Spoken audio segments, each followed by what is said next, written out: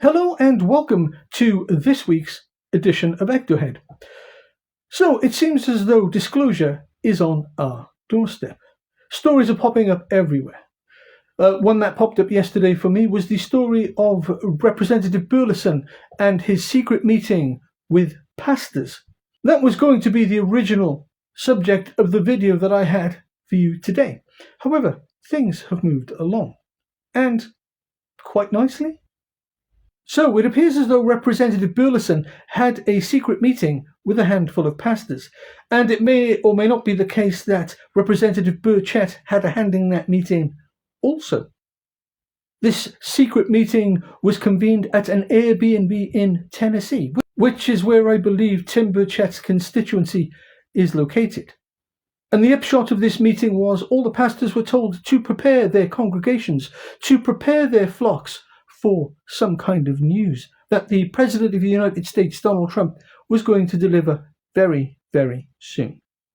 Add to this the news that Kash Patel, the FBI director, appeared on the Sean Hannity show and divulged that the FBI had already handed over 40,000 documents related to the UFO subject. Additionally, we have this tweet from Jeremy Corbell. Just now, sources in the White House, as well as congressional members, tell me and George Knapp that the presidential UFO file release will begin tomorrow. We are told it will be slow and steady at first, nothing shocking initially. Let's see where this goes. This is very encouraging that this administration is following through. More data means more leverage for those of us fighting for UAP transparency. And he's not wrong. Lastly, I'd like to play this piece that appeared on the Joe Rogan show when Joe interviewed Tim Burchett.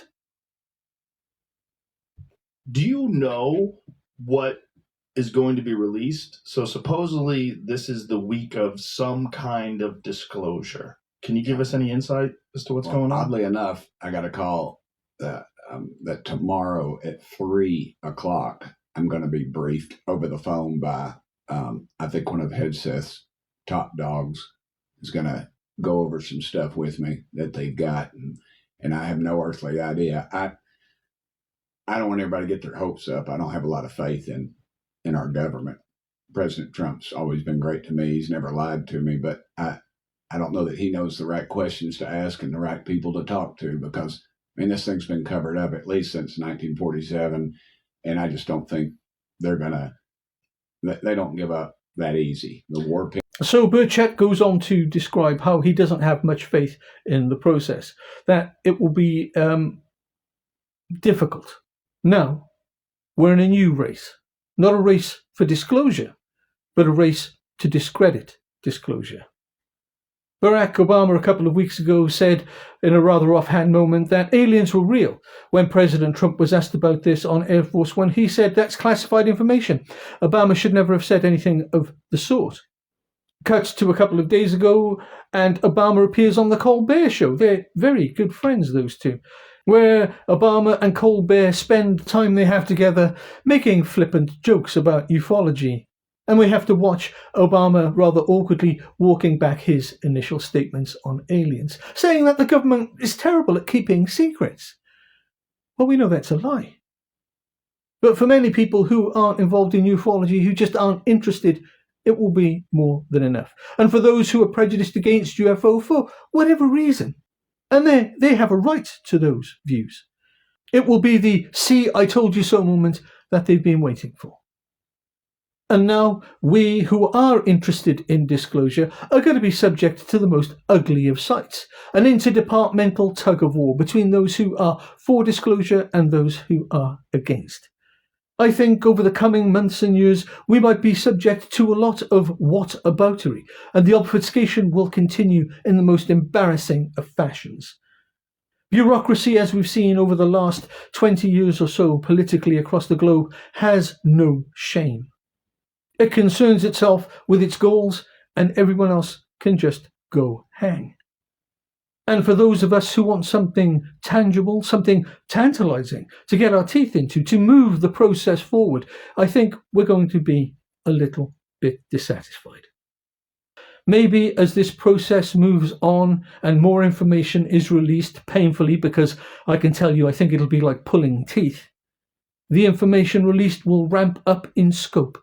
It will become broader and more encompassing, to include cases which have affected real people, some of whom are still alive today. Their testimonies will be ever more relevant. I, for one, hope they get their moment in the spotlight, that they get to tell their story in a new and more accepting environment. What about me?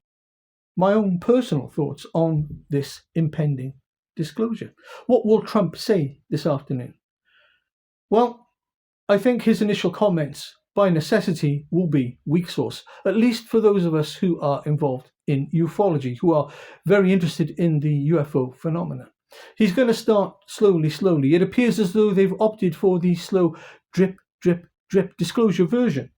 Trump's words this afternoon or later on today, depending on where you are in the world, is not for the people who are interested in the phenomena. It's for the majority of the planet's population who, by and large, aren't interested in the phenomena.